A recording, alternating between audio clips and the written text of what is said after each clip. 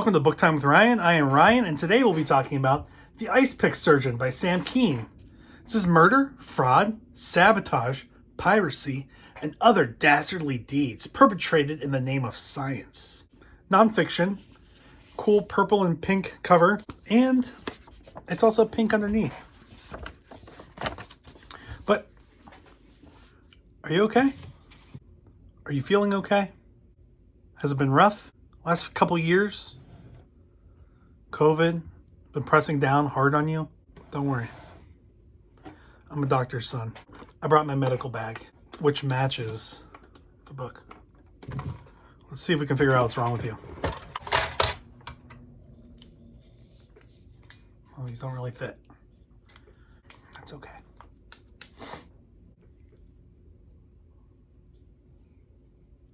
That's good.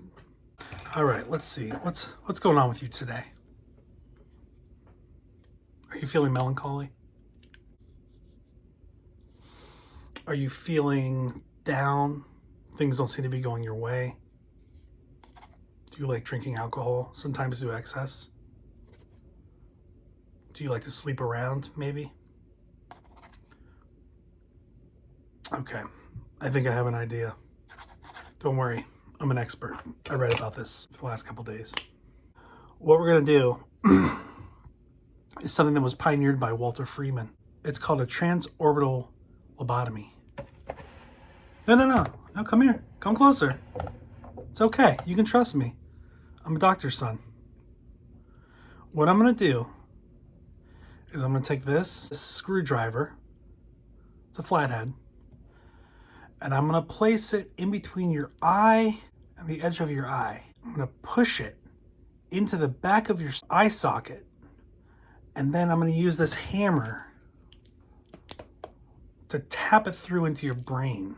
And then I'm just going to kind of shake it around a little bit and hope that I don't sever any blood vessels. And then hopefully that will sever the frontal lobe and your touchy-feely part of your brain. And if it works out well, I think you'll be much happier, or at least you'll enjoy my videos much more. So let's try this out. Stand very still.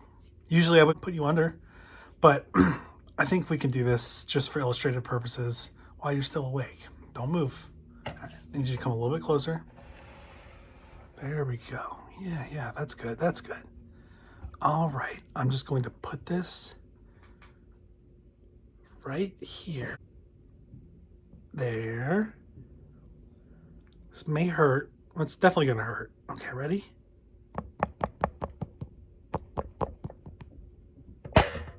There we go. All right, I just wiggled around. You can talk to me during this, no problem. There, I think it worked. It either worked or it didn't work, or you may die. Usually, I would do this with a stiletto. When Walter Freeman first did this, it was with an ice pick that he found in his kitchen. I looked in our kitchen and we don't have any ice picks, so I can't do that. That's it. I'd like to thank my daughter, Noelia, for allowing me to use the glasses and the stethoscope, even though it didn't fit, although it does do this. That's kind of cool. So what is the Icepick Surgeon? The Icepick Surgeon is a collection of stories about how different people throughout history around the world have kind of abused their power or abused their place in life to take advantage of the people around them. In a lot of these cases, they didn't start out bad. Like, these people started out with the best intent, not all of them, but many of them started out with the best intentions and kind of headed south at some point and sacrificed some of their ethics. So there's a lot of different stories in here. They're not really connected, which makes this a fun read because you could each chapter is separate. Now, some of the chapters refer to the other chapters, almost tangentially, but they're not built on the other chapters. One of the chapters, the title of the book is The Icepick Surgeon. It talks about Walter Freeman, who really pioneered transorbital lobotomies. And he was working at George Washington University at the time, which is where I got my master's degree. Different time period, different subject area. Started out hoping that he could alleviate people who were suffering mental trauma, mental disabilities, by separating the part of the brain that really deals with reason and thinking, and the part of the brain that deals with emotions, because the emotion part of the brain was overpowering the reasoning part of the brain. And he hoped to kind of separate that. And he wasn't not really qualified to do this. He was first paired up with a neurosurgeon.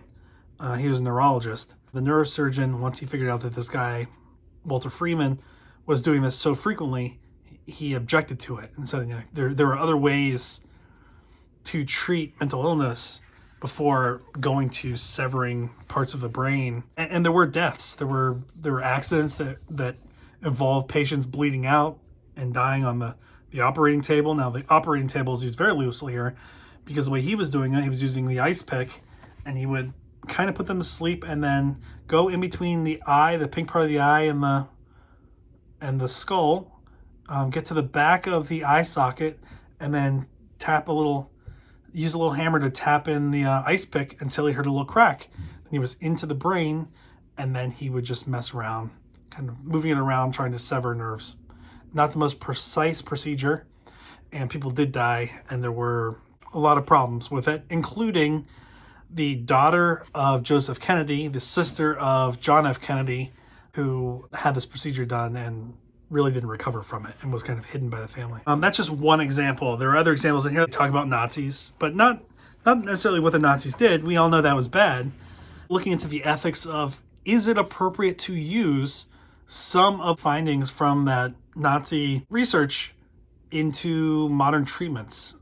Examples would be seeing how to revive people from hypothermia or severe exposure to freezing water. You can't ethically have that kind of testing now with an actual human, but the Nazis did. And they had some data from those studies that people now could use to save humans. The problem is the data was based off of all these very unethical, extremely criminal experiments on humans, Jews mostly, but also prisoners. A lot of us know about the experiments in Tuskegee, Alabama, pretty black eye, maybe 2 black eyes on the Public Health Service, and the studies they did, the black population from Tuskegee, Alabama, that was infected with syphilis. That is a relatively well-known event over decades in the United States, probably not outside the United States.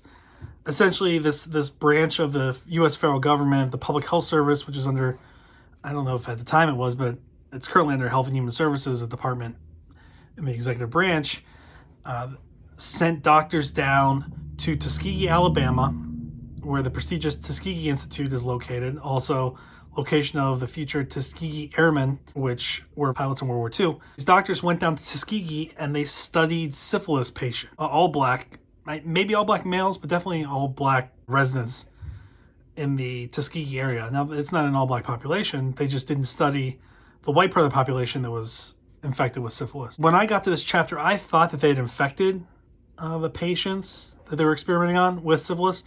That's not what happened. They just didn't treat it. And we know syphilis is an STD, a sexually transmitted disease, but it also really affects your brain. If you look at Al Capone, he died just from the way it affected his entire body. That was interesting, and I knew about that, and that wasn't a surprise. What was a surprise to me was there's another case that involved patients in Guatemala. The people who were experimented on in Guatemala by the Public Health Service, a doctor named Cutler, who worked at the University of Pittsburgh, where my dad went to school. He was taking prisoners, soldiers, and some people in asylums in Guatemala and infecting them with syphilis, and then in some cases gonorrhea. So, and they didn't necessarily know that was happening. At first they were trying to get them infected with prostitutes that they knew were infected. When that didn't work, they really kind of forced it on them. There were a lot of problems with this. Obviously, ethics is the major problem. That's kind of the reoccurring thing in this book. But also, it wasn't good research. So they didn't really use anything that came out of it.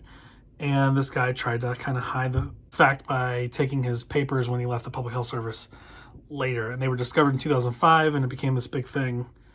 Another big mark on the Public Health Service record. This guy also had a long history of helping the developing world with gynecologists, with pregnancy issues, and really saved many lives through that. So that's kind of something that happened in this book. In this book, you see a lot of situations you know are wrong, and then situations that are wrong but lead to something good, save lives. And you also see these people, they aren't just pure evil, pure monsters. They're people that drop their guards on their ethical conduct for an end goal that they may have started out with good intentions, but eventually we're no longer on the side of angels with that decision. Are stories about spies and why they spied. There's stories about torture, which mentions Herman Melville, the person who was conducting these studies at Harvard University. Melville came up, I forgot how, now I have to look back. Basically, he was trying to break down bright members of the Harvard community. One of the people was Theodore Kaczynski. Ted Kaczynski, the Unabomber. Years later, he would become the Unabomber. Extremely bright, 167 IQ, which is really high. It's higher than mine, but I'm not the Unabomber. I like this book. It is a fun book because you can read it at your own pace. Each chapter is pretty separate, so you don't have to, there's no rush. It reminds me a lot of like Freakonomics or a book called WTF, what the fuck?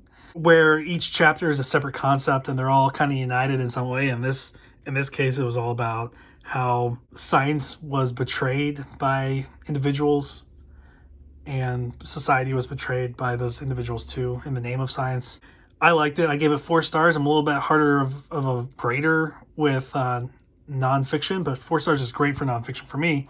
Just a really cool book, really interesting stuff. I recommend it. Sam is responsive on Twitter, which is really cool, and he lives in, according to the book, lives in DC, which is where I work, so maybe someday I'll be able to get my books signed. He has a few other books, but I have one of his other books, Violinist Thumb, and I haven't read that yet, but I have it up there somewhere. So that will be coming soon. But I really enjoy this. I categorize this in my business, economics, finance area because it really did hit on some kind of professional areas. But this is pretty science-based too. So, and he's a science writer. So that's it. I hope you're feeling better. I hope your frontal lobe is feeling less encumbered with your emotions. And hopefully in that process, you will return to this channel and watch some more of my videos. I want you to know that you can trust me as a doctor's son. And I just want what's the best for you. And that's why I'm here, is just to provide you with some recommendations on books and frontal lobotomies and anything else you need. So just let me know if you're feeling stressed. If the lobotomy didn't work, we can have you come back in and do it again. It only takes 10 minutes. And by then I'll try to get an ice pick or a stiletto instead of a flathead screwdriver. Thanks for being here today. I will see you later.